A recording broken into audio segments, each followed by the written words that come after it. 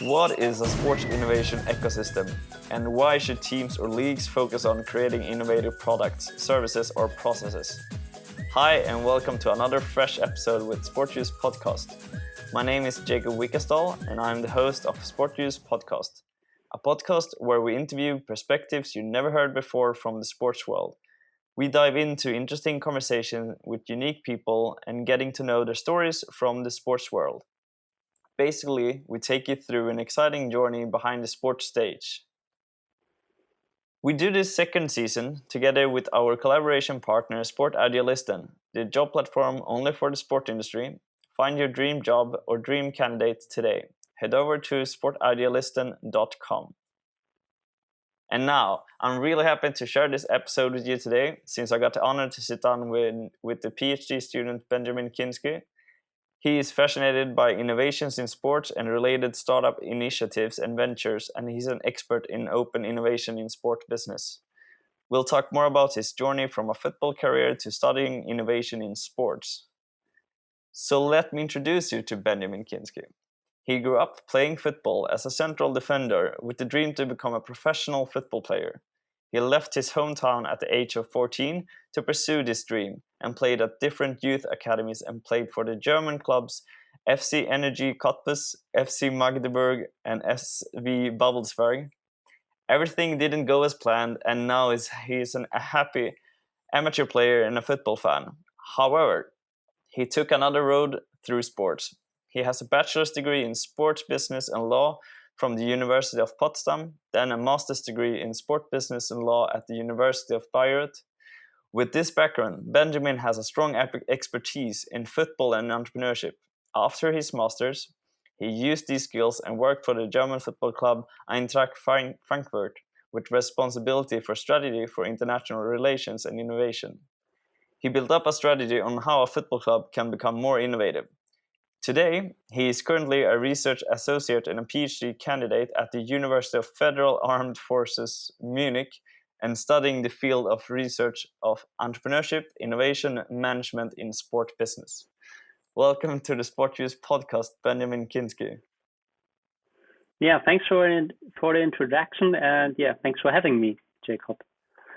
Well, I'm really looking forward to the conversation, and hopefully we made it right here with the introduction. If not, then I'm happy to hear what anything we missed and so on. But first of all, Benjamin, usually I'm starting with the question, what is the first interaction or experience you had in sports? With that said, I'm curious to hear, is it football or is it anything else that you would remember back in the days with your first sport experience? It's definitely football. My grandma made me a present, and it was a football. And since I remember, I had a football on my feet, and so that's my first impression of sports. Well, was it always you and grandma that was playing? Not really. Actually, my dad. My grandma just made me the present. Okay. And do you believe that it would have changed with the football career further on if that would be something else than a football? Can you make it more clear? So what if you would have been given a basketball instead? Do you think you would still play football further on, or would it been a basketball career instead? Okay, that you mean. Probably I started to play football with a basketball, so something that is that's me playing football, even with a basketball. Got it. But what stopped you playing football in the end? Because you played so much during your youth, and as we mentioned in the introduction here, you played at several youth academies and so on. Could you share a little bit about the background? actually what made me stop playing football was that I realized that I'm maybe not good enough to reach the really high level I wanted to reach, and that was the second or the first division. And if you start thinking, okay, maybe it's going to be hard or even impossible, um, my way was to say, okay, that's absolutely, I'm fine with that. It's absolutely okay. I try to find new goals which I want to reach, and um, in first instance, that was to go to the university to study sports management, sports business, and law, and yeah. Okay, and obviously, like, was it the only choice to go for a sport management career at the university, or did you look at other programs as well? I thought a second about to study sports psychology or sports science, but at the end it was clear to go in the direction of management, um, because I think it's a good way to create something in the sports you love, um, not on the pitch, but besides the pitch. So, and that was the chance I saw with the decision to study sports management. Did you know anyone else that had studied before, or was this like this was truly something unknown to enter? No, not really. I didn't know someone who studied this before I did it. So for me, it was a really new thing. What did you? I'm very curious here, since I have myself a background within sport management education myself. But was it easy to like know where to go, or did you like pick the closest place to study? Um, Actually, at first I picked the closest place because I studied in Potsdam, so it was not far away from my hometown. So it was a good decision. And for my master's degree, I went to Bavaria, to Bayreuth, to study there because in Germany it's one of the best universities to study sports management, or there it is called sports economics. Um, and so, yeah, for the master degree, it was more important to have a really good university to study. And when you say Bavaria, maybe not everyone here understands and know everything about Germany. Could you just share a bit where and if you don't know about Bayreuth, what it would be a good located place near to bigger cities in Germany? I would a city which is really close to Bayreuth is Nuremberg. Many people will, or from the field of sports management, will know the place because they are the headquarters of Puma and Adidas. And also Munich is not so far away, maybe 2 or 3 hours by car. Cool. Well, there we got it. All of us that not really know too much about Germany when it comes to the geographic part of it. And Yeah. also, since you also are studying as of today, we will talk more about it very soon. But just to wrap up with the bachelor and masters, do you think there's a big difference of your understanding of the field from your first days or weeks of the bachelor compared to when you enter the master program? Um, Not really. I mean, what was good in a master, and that's something which is really specific for the University of Bayreuth, that you have a lot of projects where you can practice, so you can really practice what you learned. And maybe that's something which is different to the bachelor degree I made in Potsdam, which was more theoretical. All right. And then you took the next path within the academics and entered a PhD. And I'm very curious here. Why did you go for a PhD, and was it an easy decision? Um, Maybe we have to start a little bit earlier because After my master's degree, I started to work for Eintracht Frankfurt. And during the time there, I got in contact with my PhD studies, so with the topic of my PhD studies, because I had the responsibility to work on a project that should help to bring the club together with startups to become more innovative. And that brought me to the idea, why don't do a PhD study about that? Because the field of sports management is not really researching in that topic. So there's not a lot of literature, there's not a lot of research when it comes to sports and innovation, and in particular to innovation ecosystems in sports. So actually my first job brought me to my PhD studies.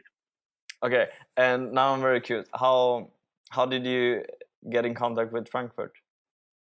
In a former contact of mine worked for Eintracht Frankfurt. He was the he worked in the HR department there.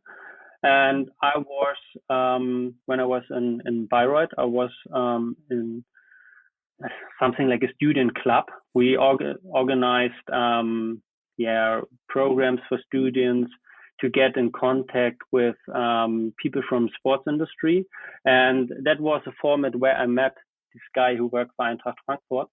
And so we came in contact. And he remembered me and said, okay, maybe it's a good position for you. Can you imagine to do that? And so one-on-one came together. There we go. And it seems like you made a good impression of the person if he remembered you afterwards and brought you on to the team. Mm-hmm. I guess so. And that's also something which is really special for the University of Bayreuth, because if you study there, at the end, it's not just the degree you have, you really gain a big network, which helps you to find a job after your master degree or your bachelor degree. Yeah, I mean, it feels like it's a lot of great connections and network that you more or less automatically gain just entering the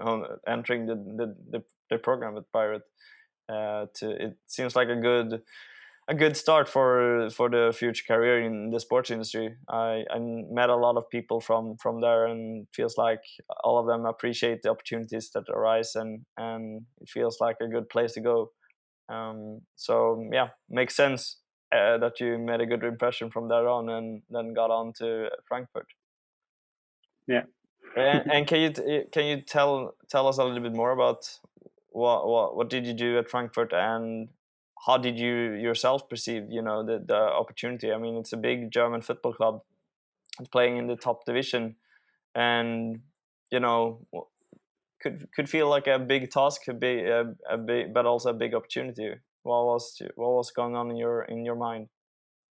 For me, it was a big opportunity, not a big task. It was a big opportunity because I really liked the project, because I was responsible for one part of my job was to being responsible for the strategy of internationalization, and the other project was to build up a strategy how you can work together with startups and to become more innovative.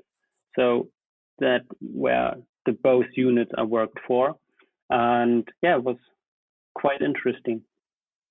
And was all of this something you learned from the masters, or it feels like innovation is still quite a new term. You probably talk more about it here later on, but it feels like it's a quite new thing in the sports world.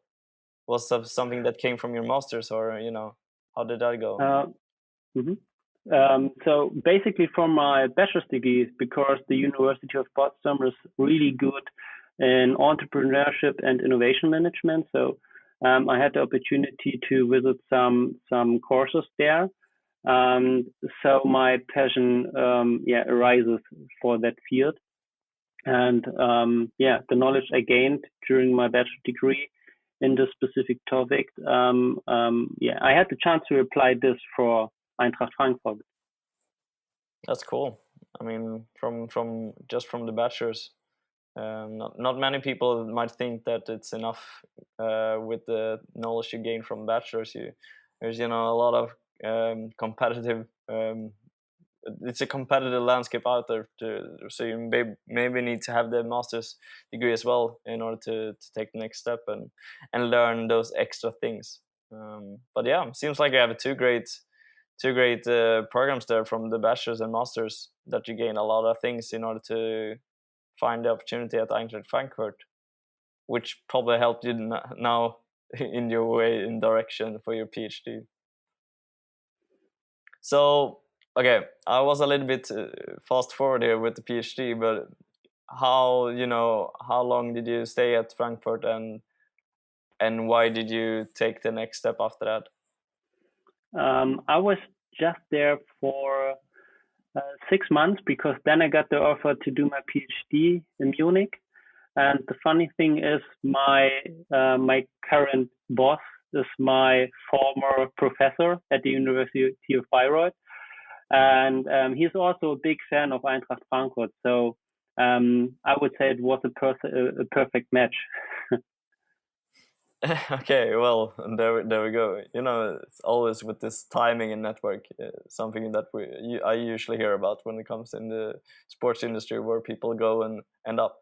So, did you have a great understanding of what a PhD looks like before you got the offer? And can you tell a little bit more about what was the initial deal, or what was the mission and task when you got the offer? Actually, I had an imagination about what it means to do a PhD, but at the end it was really hands-on, if you want to say it like this.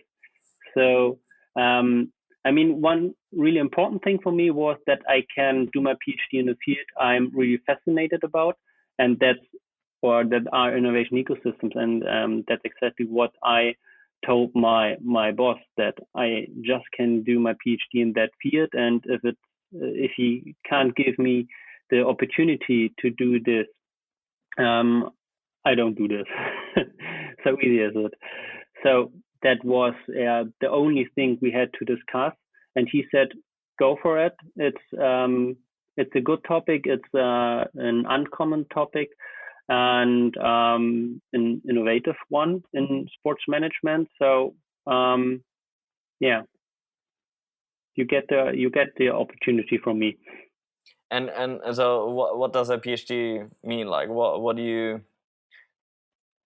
Because people might think of like a PhD is like a person just going to university and doing research, and presenting some sort of like results from the research.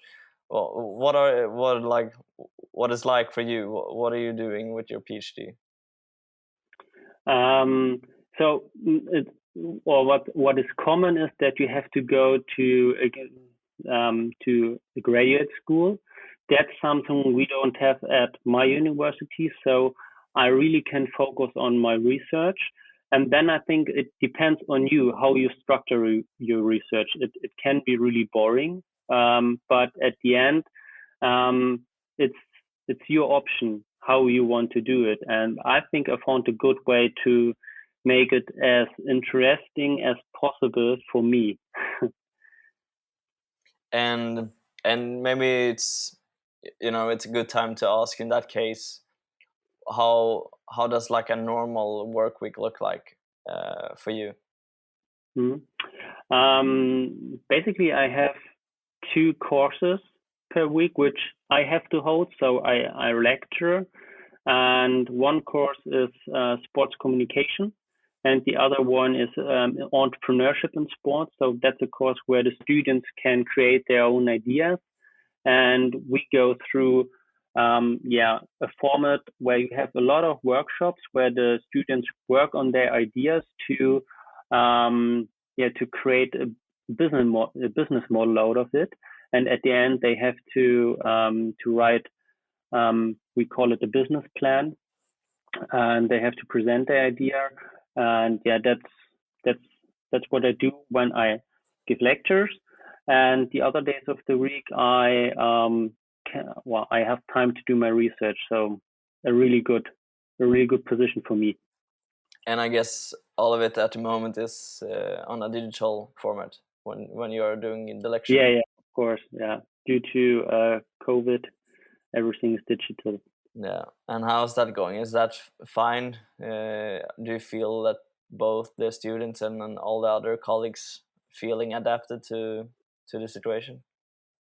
For us, it works really good. And the interesting thing is that the marks of our students got better. And that's something we didn't expect before. But um, we can see that, we have better grades.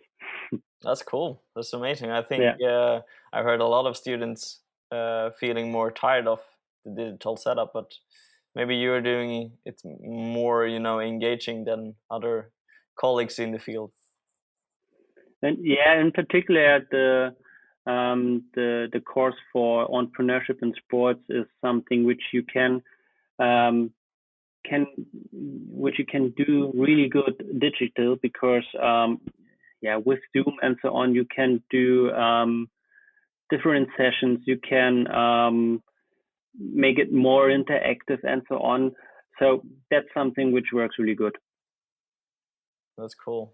Well, sounds like your students are doing great, and also, you have the time to also encourage the next generation within your field of interest, and which brings me to talk more about it.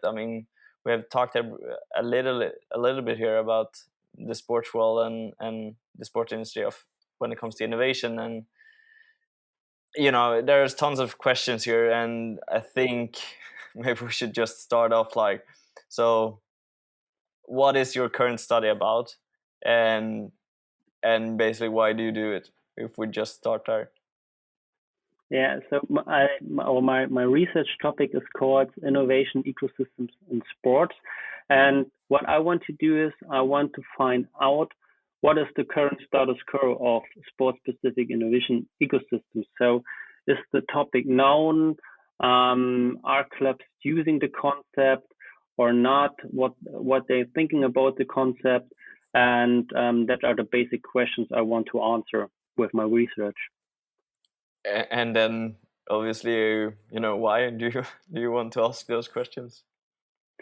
Um, because at my time or during my time at Eintracht Frankfurt, I got in contact with this concept, and for me, it's something which really can bring forward in sports organization, because if you are able to create innovations, you are able to create competitive advantages, and that's what sports is all about. So that's why innovation ecosystems are a really good model concept or opportunity to create such competitive advantages and to be better than your opponents. So that's why for me, it's an important topic and something which needs to be on the agenda of sports organizations. And I think there's also, I think I heard from, well, probably from the Americans discussions and so on, when it comes to Olympics and winning the gold medals, that it's the strive for having that one extra percentage on their side of it, which makes them winning those gold medals, because they're, in the end, all the athletes are so great, and it comes down to, could be a mental mind, it could be that small technical detail in the end that change the game and who will win the gold medal or not. And I think this is a little bit what you're tapping into here as well. How can the different sports clubs and so on change their performances and work, not only like performance like as athlete, but also in the organization, on the staff and so on? How can people understand how to make improvements, and more or less take advantage in their competitive field? So, when it comes to, I mean, you have probably to help me here when it comes to like innovation ecosystem, and there's so many like maybe tough terms to talk about, and just to make it clear for the listeners here, like how can we understand what is like? Should we start there? Like, what is an innovation ecosystem? As you said, or most people, most people think when I speak about innovation ecosystems that I do something with biology. That's wrong. So when we are talking about innovation ecosystems, we are talking about relationships between different stakeholders within the sport industry. And we are talking about multiple relationships. So at the end, an innovation ecosystems is a network of different stakeholders, like a football club, like universities, startups, research institutes, but also of elements like rules and regulations when we're thinking about laws or federations and associations, which come together and affect each other. And the main goal of an innovation ecosystem, and that's obvious, is to generate innovations. So that I would say that is the baseline of an innovation ecosystem. And if you want to create a proper one, you have to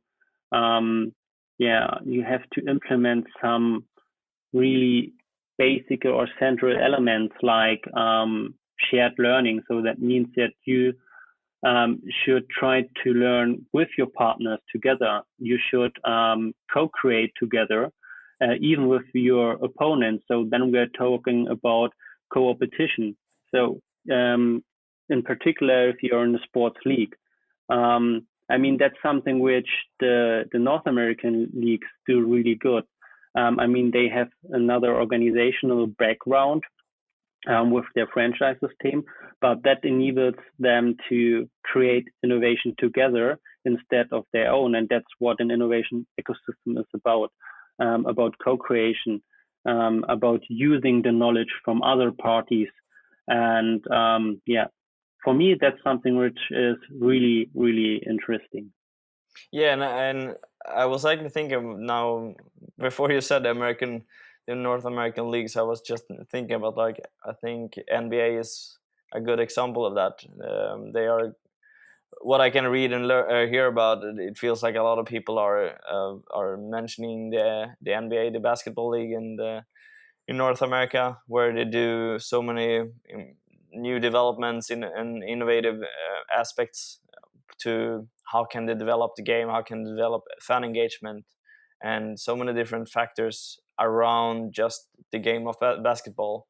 And sure, the model of American sports and European sports might be a bit different here, but I think the main part, as you mentioned, is to how can we develop the game and the environment for the league in that sake. And this should work for all the different clubs and leagues around in the world, no matter what. Like, how can in Germany, like, how can the clubs in the highest division in football in Germany, in Bundesliga, how can they help each other to build a better game of football, but also experience around with fans and so on. And I think this is part of what you mentioned here when it comes to the ecosystem. Like, how can everyone in the ecosystem taking part and adding value, where the total amount becomes the greater than for the single individual. Absolutely. And I mean, we have some really good examples or best practices even in Europe. For example, the FC Barcelona with its Barca Innovation Hub is something which is outstanding, I would say. Then we have, for example, Microsoft, who is partnering up with La Liga and Real Madrid. But we also have smaller clubs like the Young Boys Bern from Switzerland, who started to implement a series of hackathons to create an own innovation ecosystem.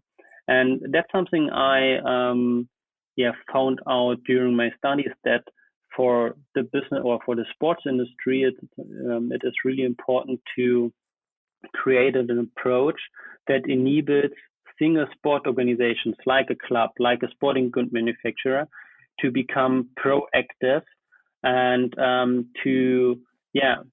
as I said, to become proactive when it comes to the creation of an innovation system ecosystem. So it's the wrong way would be to wait that someone is coming and said, here you have an innovation ecosystems, because that's something you can't expect from politicians or even from the governing bodies of sports, like a federation or an association. And so that's why I created an innovation ecosystem management model, which should enable such single organizations to become active, to become proactive when it comes to the development of an own innovation ecosystem. We do this second season together with our collaboration partner Sport Idealisten, the job platform only for the sports industry. Find your dream job or dream candidates today. Head over to sportidealisten.com to learn more. And it's great that you also shared your different examples with Barcelona or Young Boys for that matter. Is it, have you talked with them to see if they are thinking in this sort of model that you mentioned, or how, how do they start with it? Like, have they invited and tell them themselves that this is what we do? Or is it more from your model that you can see that these clubs are already established with an innovation ecosystem? No, that's something I just see because I didn't spoke with these clubs, but that's something which is really obvious because you can find it on their website. What I did was I spoke with a lot of clubs from Germany and, for example, from Switzerland, and that brought me to the idea to create or to concept such an innovation ecosystem management model. And there's something where is a big demand, I would say. Is it something that like all clubs can just start with, or like how do you is that something that clubs should start with, or is it more that the thinking should kick up for everyone? Like what would be the first step to understand this whole thing when it comes with innovation in sports? A really good point. Start thinking about it. At the end, innovation should contribute a value to your organization. If you have not or no imagination about what a potential value could be, maybe it's the wrong way to invest money and knowledge and so on into this strategy to build up an innovation ecosystem. But something which is really crucial, and that's what maybe you meant with thinking about it, is to start implementing a culture of innovation within your organization, not just top down, but also bottom up. That means that the higher management units should start thinking about, okay, what can we do better with new solutions? And the lower management units should follow this. Vice versa, they should start creating their own ideas how we can make our organization better. And that's something which is currently missing in sports, I think. So we have the good examples like FC Barcelona and so on, but a lot of sports organizations do not have innovation culture, and that's something which is crucial for being a vital part of an innovation ecosystem. So that would be a first step to start a journey from a normal club to an innovative club who becomes a member of an innovation ecosystem. And you're mentioning innovation culture here. What will be like? How can we explain it a bit further? Like, what is an innovative culture? Is it basically that people are free to think creatively of what they could do within their own tasks, or how can we clarify innovative cultures? Exactly. So the first thing is people need space to be creative. So that's something an organization has to offer their employees. And then, of course, you need uh, a minimum of resources which you have to put into this development, like time, a little bit of money. But money is, it's always a difficult thing, in particular when it comes to sports organizations. And that's the point when innovation ecosystems can help, because the corporations are most often based not on money, but they are based on the idea to create something together and to share knowledge, to share resources, and not with the background that something one to earn money due to a B2B partnership. It's not a B2B partnership, maybe in further steps, but the first thinking should be we can we can we can how to say it we can profit from each other, and without paying money to each other, but by sharing resources, knowledge, and time. Yeah, I think time and money is always those two things that are key in all aspects. Either you could have a lot of money but no time, or it could be the vice versa. But I definitely think there's something about it when it comes to just having time. We're so busy today with so many things, especially when it comes to in volunteering roles and the lower level of clubs, that we are always a big need of more time. Question is just how we get there. Like, how can we enable more people to more or less become part of an innovative culture? Like, what do you have, like, any sort of advice to, like, how can the lower club, for example, start up? Should they just start with having 1 hour session with brainstorming of what works and what doesn't work in the club? Or this is probably a hard question, but what do you think? For example, so a project management approach, it's really good, or workshop approach, just to start thinking about where are our problems and how we can solve our problems with uncommon solutions. So that could be a first step. Why not? The most important thing is that you start doing something. For example, I spoke with a really innovative amateur sports club here in Germany. And for example, this club, he plays in the lowest. I guess it's not the lowest division, but it's one of the lowest divisions.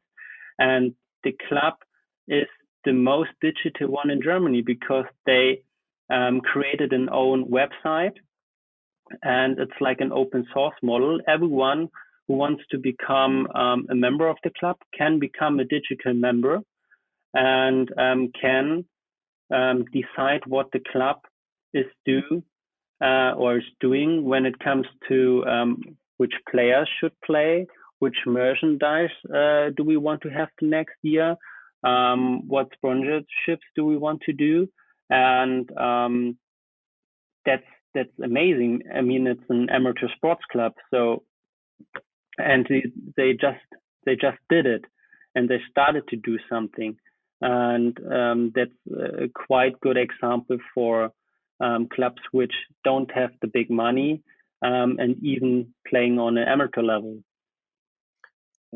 That would be very interesting, obviously, to talk more about the people that took the first decisions there. But it sounds like they more or less just leveled up the membership benefits and the ease of engagement as a member. Like, how, even though there's tons of people in the Nordic countries within the sports sector where we have these membership styles, and then you have this annual general assembly where all the members can vote, either to set up a new board or make other some sort of decisions, like we should increase the membership price or whatsoever. It sounds like what you're saying here is that this is everything of this is digital, and it's very accessible for all the members to take decisions quite quickly, instead of finding a time where all the people should meet up and then vote. Yeah, absolutely. By using a technology, and that's what makes it so interesting, because they started to use a technology to create a real business model beyond the club, because for example, they have members which are not just from Germany; they have members which are from Australia and so on. That's quite amazing. Yeah, well, that's also something to have your members on a global scale. Is the website in only in German, or is it in English? I guess it's in English and in German, but I'm not sure. That's something maybe you have to Google. Yeah, maybe you can share later on some sort of contact information to the club. That could be interesting for other people, and especially the listeners here, to understand what we are talking about. If it is in English, that would be obviously easier for us non-German speaking people here to understand. So that would be great if you could find it, and in that case we could probably add it in the show notes later on. But yeah, I mean, this was good, because then we also mentioned a bit about the non-profit clubs, or the local amateur club, because I think it feels like usually about innovation, and as you mentioned yourself, all the money and resources. It feels like only the bigger clubs are doing these sort of things. But in your research and study, you also looked into, when it comes to amateur clubs or the non-profit ones, that the term of innovation is not really known at all, or what have you seen? Yeah, exactly. So, and that's one of the issues you or we are facing right now. That the topic of innovation, the knowledge about innovation within amateur sports clubs, it's rudimentary, I would say.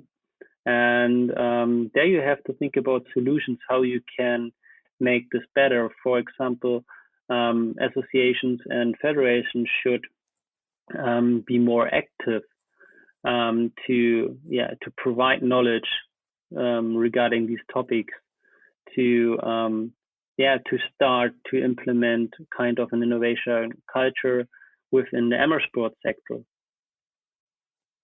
Yeah, and I think this is a good time to just take something different here. It's a heavy topic here, but usually I'm asking my guest here to bring on a memorable sport object, and hopefully you have something with you here as well. And really looking forward to hear what it is, and try to explain and describe what you brought, Benjamin, for the listeners. I mean, actually, we talked already about it. It's a football, and that's something which was really important for me, which brought me to the sports sector, and which also guided my career through sports, because I worked for a football club. Football is still a really big passion for me. Um, that's why a football is my memorable sports equipment. All right, so basically, as we brought on in the beginning of the conversation, it kind of put you in the direction what you should look into and what you should do on a daily basis. Mm. So, you know, thinking of all of this, I mean, is it only football clubs that you're looking into, or when it comes to innovation, or have you looked into other sports as well? Also basketball and handball, and of course the sporting good industry was also part of the groups I researched. And what we can see in sports like handball and football is, and that's something which is obvious, that it's even, or not even, it's just harder to be innovative in these sports because there are more limited resources than in the king football. So, but maybe this is also a big chance for organizations which are playing handball and basketball to become a member of an innovation ecosystem, to create new business models, to innovate their business models, to make their sports a little bit bigger. So should they perhaps ask football clubs to create an innovation ecosystem, or how do you mean when they should be part of it? There's a club in Germany, TSG Hoffenheim, which is doing this. I mean, it's a football club, but this football club is partnering up with other sports, with other sports clubs, from ice hockey to volleyball, tennis, and so on. And that shows that you can learn from other sports. So why not? It makes sense to partner up with other sports entities. So Hoffenheim, you said? Yeah, you're right. So maybe that could be a good advice for the listeners here as well, to check out Hoffenheim in the German football club. Probably Hoffenheim. You probably find all the information on Hoffenheim's website, I guess, if you're looking for innovation. Or what would you recommend? It's one of the most innovative clubs in Germany because they have their own research lab, and they have and that's quite interesting because basically they have a really big main sponsor, which is SAP, a corporate which deals with business solutions and so on. But the innovation strategy from TSG Hoffenheim is basically focused on sports performance. And that's something which is really special. So there's a really dense focus on innovation, just on that field. And that's quite interesting if you're thinking about that. Actually, there is a big player in the background which could help you with your business, or with the business part of your club. But no, TSG Hoffenheim even has the ambitions that they want to create the ideas which bring they one step further in sports performance, and then they go to SAP and ask, hey, maybe can we do something together? But they define the club as an innovator at its own. Sorry. No worries. Yeah, so basically they are the decision makers and come up with the idea and suggest what to pursue to, for example, their sponsor SAP. Yeah, exactly. That's cool. That's another good example in that case to understand what sort of role models are there out there when it comes to the innovative part of it in the sports field. And you probably mentioned a little bit here, but if we're thinking about like what is the key for innovative teams, is it basically what we talked about before, like having the time, or what would be the key here to build innovative teams? Then we have to go back to innovation culture, because I think that's the most important thing, because it's crucial to be open-minded for new things. And basically, it's really typical for sports clubs that the people who work there are not so open-minded. And that's something that has to change. And if you can make this turnaround, a sports club is able to innovate, and then we are at the topic of innovation culture. And for me, that's the most important thing.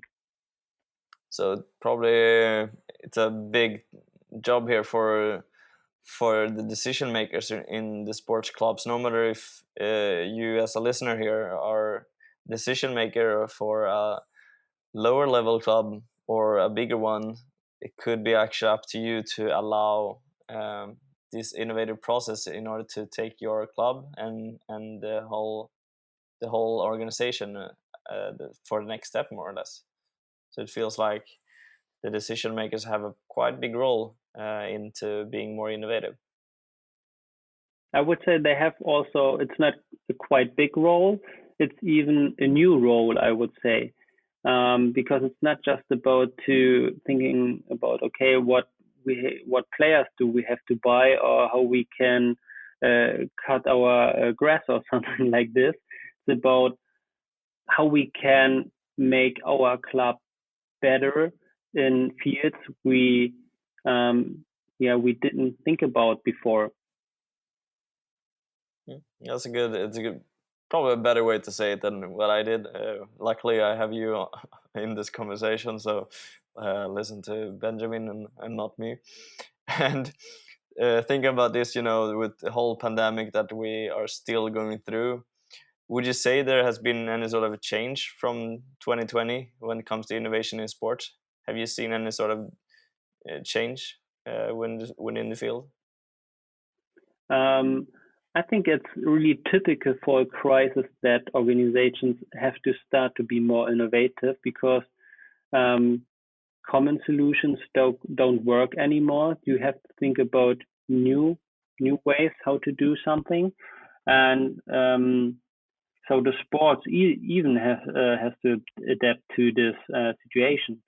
And I think, yeah, I would say that this was something, or COVID is something that um, showcased that the sport has to become more innovative, and some sports clubs, federations, and associations made a good job.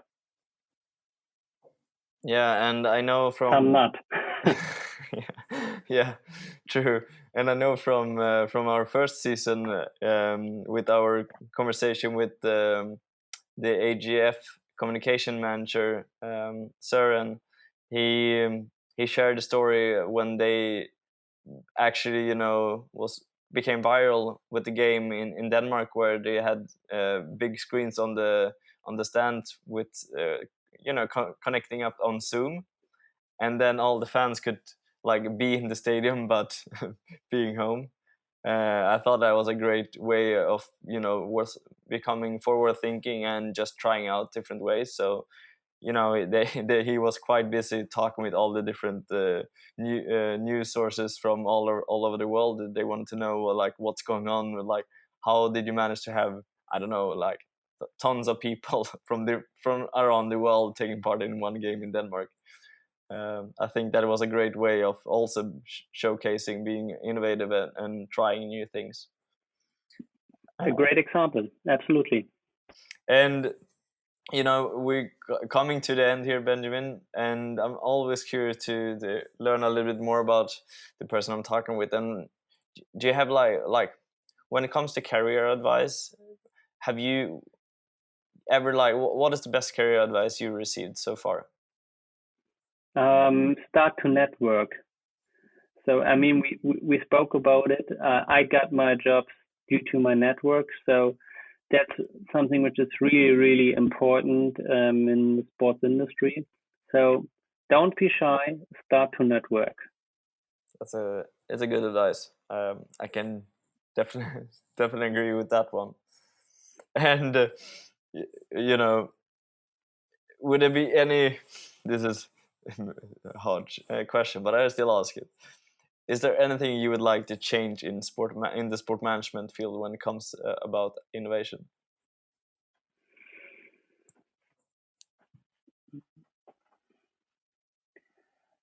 I think, and that's again the topic we spoke about.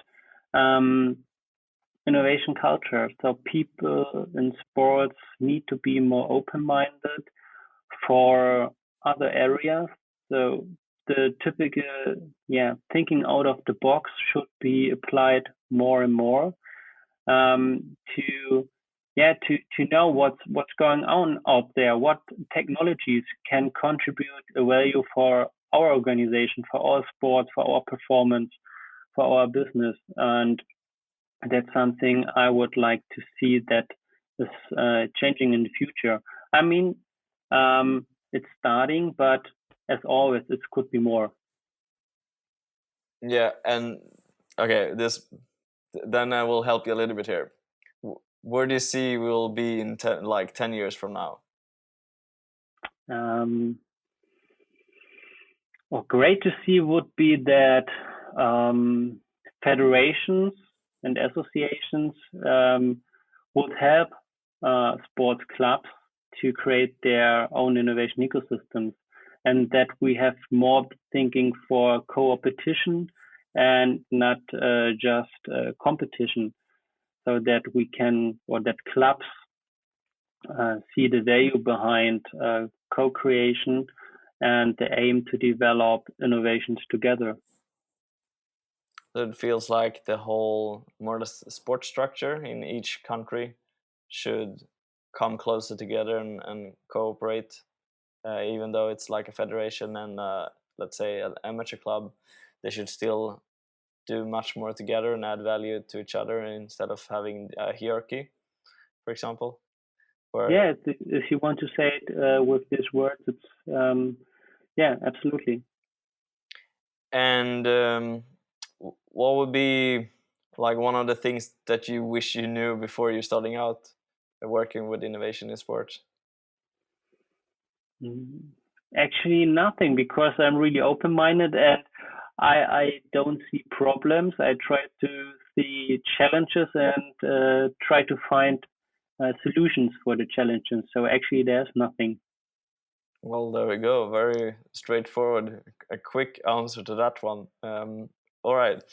So maybe you have some like recommendation when it comes to books to read or any sort of podcast to listen to, or it could be, doesn't have to be books or podcasts, but do you have anything for as a recommendation to learn more about the field of innovation, or like how can the listeners here start to better understand and become more innovative, aware of what's going on?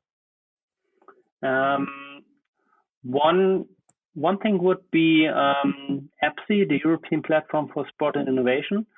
That's a non-profit organization which is based in Brussels, and I am one of the ambassadors for the German area, and we try to bring together different stakeholders from Europe to start creating innovation together in the field of sports. And if you look at our website, you can see different projects we are doing. So that would be something that is worth it to check out. Moreover, I really like the guys from Sports Tech X. Maybe you know, Benjamin Penkert is one of the guys there, and they do a really good job when it comes to data. So if you want to know what's going on in the field of sport entrepreneurship, about venture capital, startups, and so on, you have to check out their website. And something which I really like is a podcast which is called Sports Maniac, but it's just in German. So sorry for that. But it's a really good podcast for sports management, sport businesses. That's also something I can recommend for the German listeners. Exactly. For all those of our listeners here talking in German, and we also have a sport podcast here to listen to. So it's everything about the business side of sports in that German speaking podcast. Yeah, exactly. Cool. And also I can say that Sportec X also have their own podcast, so that's another way to not only watch the website and follow the text-based content that they produce. We can actually enjoy an English-speaking podcast here as well about the field. But yeah, that's great. Thanks. I will definitely add those to the show notes. So if you're listening right now, you can just click on the show notes, the description for the episode, and you can check out these links. That's great. And any questions or what would you like to ask the listeners, or what would be a question you would like to get an answer from? Um, maybe if some of the listeners already started an innovative project within their sports organization and what they experienced. So, what were challenges? What were solutions for those challenges? That would be quite interesting to know. Cool. Well, if you are involved or about to start, I think this is a good time to connect with Benjamin, which makes me think about how we can connect with you, Benjamin. I think the easiest way would be via LinkedIn. So just Google my name, and then you are going to find me. I will also add your LinkedIn in the show notes. So Okay, that would probably be useful. So if you're doing any sort of innovative project or would be keen to know more and so on, just connect with Benjamin. The best would be, what I would say, is to add a message when you're connecting with people on LinkedIn. So if you're using your phone, click on those more dots, 3 dots, the more option, and add a message when you're adding a person on LinkedIn. And on your computer, you will get a question if you would like to add a message when you're connecting with people. That will probably make it easier for Benjamin to understand where you're coming from. That's cool. Well, time's up. It feels like we could probably talk much more here, but I really want to say thanks. Thank you, Benjamin, for taking the time and trying to share as much as possible about this field, because it feels like it's a lot of things going on. On the other hand, it's a very unique field, so you are doing an incredible work. So thanks for sharing the story and all the great advice you shared. And usually I try to say to people, to instead of having a nice day, I'm trying to change this phrasing. So I wish you to create a great day, because you can create a great day. It's harder to have a great day, And I wish you future success. Anything you would like to add before we wrap up the conversation? I guess I already created a great day because before we started to speak, I was on a ride with my bicycle, 3 hours. Yeah, I had already a good day. There we go. There we go. Well, I also would like to say thanks for you listening. It's been another great episode with the Sport Views podcast. I hope you enjoyed it as much as I have. And obviously, so many things to take out from this conversation, especially how important it is to create time in your daily life, and allowing yourself to be more creative and think how you can develop your club or your team to become more innovative, and make sure that you connecting with the network around you. It's not only the club. You talk with your neighbor club, talk with the it could be sponsors, it could be the governance and so on. Like, nothing should stop you. Start connecting with people and try to cooperate. But before you leave, obviously I would like to be grateful if you could give a review if you like the podcast and episode. Especially also, please share on social media. That's the best way for people to see and listening to other things that we do as well. So please subscribe if you like what you hear, and please connect with us. This is all for everything when it comes to sports. All of us have some sort of engagement and involvement for the love of sport. So please join us. We exist on Instagram, Sport Views Podcast. Ask any questions or suggest any guests that you wish us to talk with. And if you would like to know more about Benjamin, you can check in the show notes for his LinkedIn. And that's a wrap. I wish you all a great day, or as I said, create a great day, and talk to you soon. Ciao!